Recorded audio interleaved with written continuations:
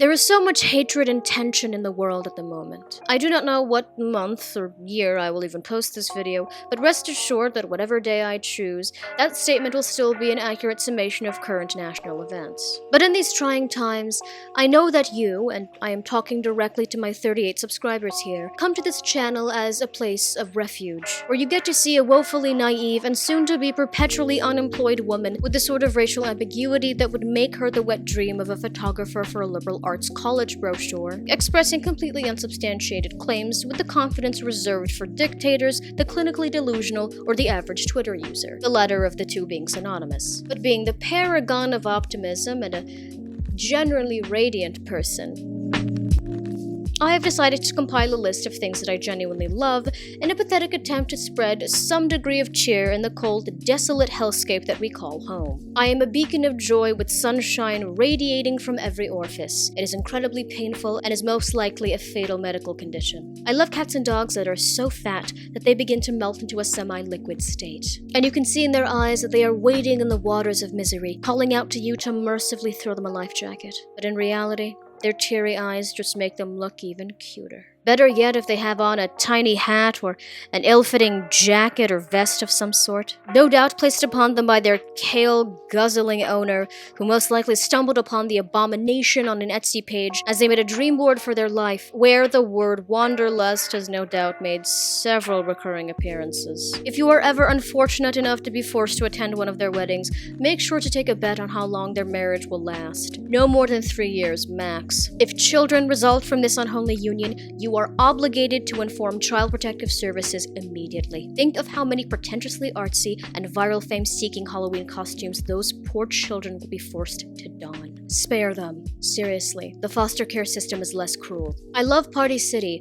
and how it allows me to buy cheap, gaudy decorations year-round, while also, more importantly, enabling me to engage in random sword duels with any unsuspecting 7-year-old that happens to pass by the same aisle as me. I don't care that you're in the first grade, Timmy. Fate has destined us to meet next to the quinceañera decorations, and we must battle. If the child shows any signs of fear and confusion, I am going to interpret this as a non-verbal agreement to my proposition. Throw him a tiny weapon that his tiny, underdeveloped hand will be able to grasp, and get to work. In the case that there is a fatality, do not fret, there are caskets in aisle 3. Throw his family a small bag of coins as reparations. The intricately tied knot is just difficult enough for them to struggle for exactly 2 minutes in an attempt to open it, after which the family will realize that those coins were actually Chuck E. Cheese tokens. Fortunately for you, by that time you have already left the parking lot. Those suckers. It is in that moment that you realize that you have accidentally left your wallet in the aisle right next to the cards congratulating parents on their child's recent circumcision. In a culturally relativist move, Hallmark has decided to not specify the gender. I love that I can go to the Great Wall of China, or in fact any tourist destination in that country, and be innocently mistaken for any brown or black celebrity that happens to be the same build and height as me. Who am I to tell the unassuming woman that asks for a photograph while muttering something about loving my most recent album that she is in fact mistaken? Is that impulsive decision to smile and nod while her friend carefully takes the photograph not worth it, in the knowledge that after she posts the photo onto social media, all of her peers will remind her in the comments section that she did not, in fact, meet one of her favorite celebrities, but rather a bizarre opportunist who she is now just realizing was picking her pockets while the photograph was taken. She thought her pockets felt light, but now it's too late, and I'm 200 yuan richer and have a small photograph of her family on vacation. Time to put it with the others. My collection is growing. I can now construct a vague family tree from all of these photographs. I love old grannies that wear scarves like this and have probably lived through a war where they undoubtedly have some form of undiagnosed PTSD from watching their home village burn to the ground. Despite this, they're still very kind and carry around little candies to hand out to children in their tiny leathered hands. These strawberry candies in particular. Are all grandmothers required to have a never-ending supply of these? Are they penalized if they run out? What is the story here? What are they hiding? I love that I live in a country that protects freedom of speech, enabling me to constantly cyberbully Ted Cruz by sending him fan fictions depicting his conception between a melting candle and a potato chip with the vague outline of a face. And all he can do about my riveting content is block me because he is a coward. You hear that, Theodore? You sniveling sycophant? Over the sound of your children ignoring you as you ask them how their day went over a bland dinner of unseasoned potatoes and questionable meat meat. Considered a decadent meal by his standards. I bet you he drinks milk with all of his meals. Probably gurgles it as well. I'm assuming because his human meat suit is starting to malfunction at that time of day. His alien overlords are going to have to adjust his feeding tube. I'm going to have to stop talking about Mr. Cruz now, because after invoking his name thrice, my body begins to break out in hives. I'm thankful for small animals acquiring weapons of various sorts. They do not harm anyone, but rather look incredibly menacing. And I ask them, where the hell did you get that? But they do not respond because they cannot comprehend the English language. This does not stop me from conversing with them, however. It is incredibly pointless, I know, but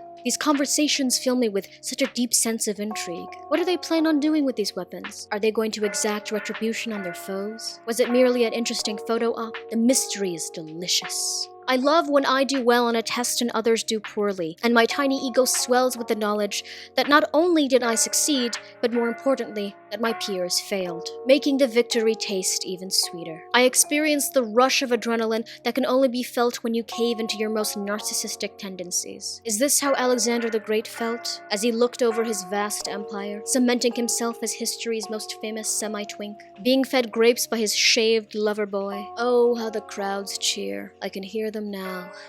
On second thought, I think that might actually just be tinnitus. I love that after several days of sleep deprivation, that you enter a state of mind where you can see your life from a third-party perspective. You feel as if you're astral projecting, rising slightly above your own body. You notice that you have a bald spot on the top of your head. Has that always been there? Why has no one told you about this? You can no longer trust your friends and family. They let you leave your house looking like that? Unbelievable. You consider donning a tiny yarmulke to cover it. Does that constitute a sacrilege? Never mind. You can't afford to get cancelled on Twitter. Not again. I love sitting in a Taco Bell parking lot alone and binge eating a chalupa, listening to a sad playlist in an attempt to make yourself even more sad. Because let's be real, you're a self-sabotaging masochist with an affinity for cheesy carbs and, let's just say, suspicious meats. It is in this moment that you feel most at peace. I love laughing at an inside joke that I have with myself. It is absurd, of course, but there is a certain comfort in knowing that there are punchlines that only you can understand. Better yet, if you're in a public place and you let out an audible laugh, and the person sitting next to you decides to slowly start moving away from you while pretending to still continue texting on their phone. Another stranger scared away by your antics. When will you learn? I love the voice of the Arby's guy exclaiming at the end of the fast food ad that we have the meats, and you've snuck into enough storage rooms in an Arby's to know that that is very much true. The sound bellows from the living room as I scarf down cheddar cheese found in the back of my fridge at 2 a.m. in the morning. I don't know who this man is,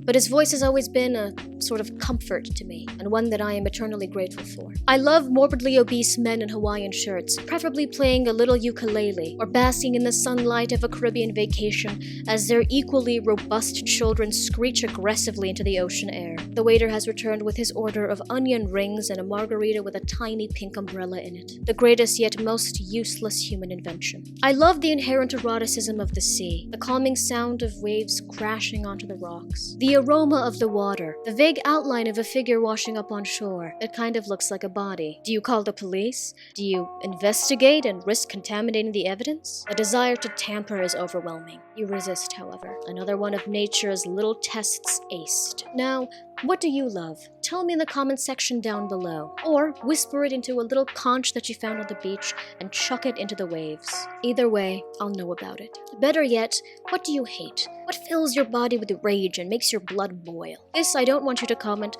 but rather yell out of your window. I will know what your answer is. Don't ask how. You won't like what I tell you.